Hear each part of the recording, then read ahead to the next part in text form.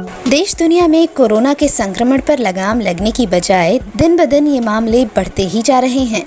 भारत में केंद्रीय स्वास्थ्य मंत्रालय के नए आंकड़ों के मुताबिक कोविड-19 के कुल मामले बढ़कर 1,45,380 हो गए हैं, जबकि 4,167 लोगों की मौत हो चुकी है। वहीं 80,722 एक्टिव केस हैं, जबकि 60,490 मरीज इस बीमारी से ठीक हुए हैं और एक मरीज के ठीक होने के बाद उसे दूसरी जगह भेज दिया गया है। बात करें पिछले 24 घंटे की, तो भारत में पिछले 24 घंटे में 6,535 नए मामले सामने आए हैं और 146 लोगों की मौत रिपोर्ट हुई है। देश में कोविड-19 के प्रकोप से महाराष्ट्र 52,667 मामलों के साथ सबसे ज्यादा प्रभावित राज्य है। वहीं यहाँ पर फ्रंटलाइन वॉरियर्स के तेजी से कोरोना की चपेट में आने से चिंता और बढ़ी हुई है। महाराष्ट्र में पुलिसकर्मी लगातार कोरोना की चपेट में आ रहे हैं। पिछले 24 घंटे में 80 पुलिसकर्मी कोविड-19 पॉजिटिव पाए गए हैं, जिसके बाद अब राज्य में 1889 पुलिसकर्मी कोरोना वायरस से संक्रमित हो चुके हैं। वहीं महाराष्ट्र के बाद तमिलनाडु दूसरा राज्य है जो कोरोना वायरस से सबसे ज्यादा प्रभावित है। यहाँ मरीजों की कुल संख्या 17,082 है। वहीं तीसरे नंबर पर 14,460 मामलों के साथ गुजरात कोरोना की मार झेल रहा है। देश भर में इन्हीं बढ़ते मामलों की वजह से लॉकडाउन 4.0 लागू है, लेकिन जनजीवन को सामान्य स्थिति में लाने के लिए राज्य सरकारें अपने अपने नियमों के मुताबिक इस लॉकडाउन में लोगों को छूट भी दे रही हैं।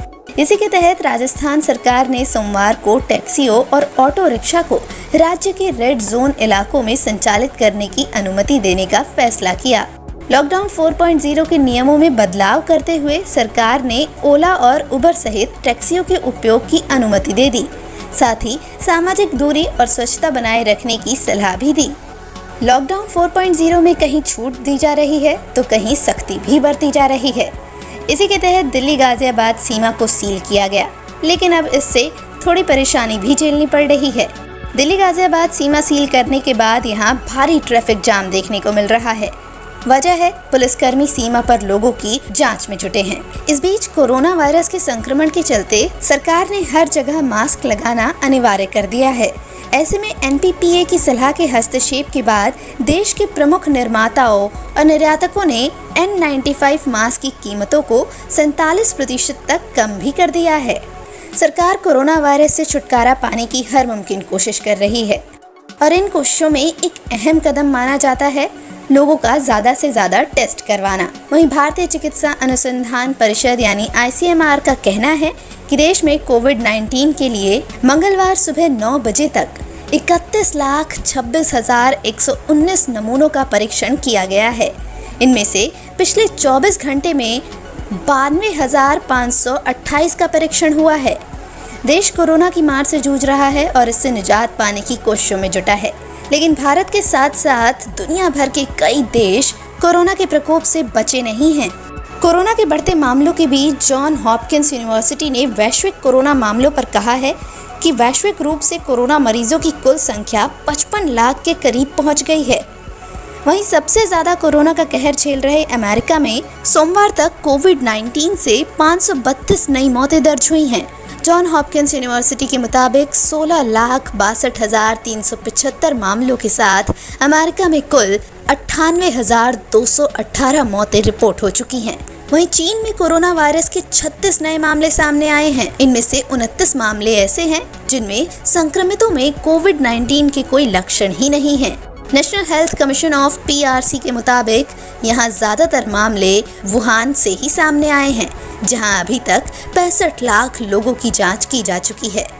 दुनिया भर के कई देश जानलेवा कोरोना वायरस संक्रमण का सामना कर रहा है, तो इस बीच WHO ने सभी देशों को सतर्क रहने के लिए कहा है। कोरोना की मार झेल रहे देशों को WHO ने कहा है कि अगर कोरोना वायरस संक्रमण कम हो रहा है तब भी इमीडिएट सेकेंड पीक का सामना करना पड़ सकता है, इसलिए देश हाई अलर्ट पर रहें और खतरा रोकने के उपायों पर जल्द ही ध्यान दें।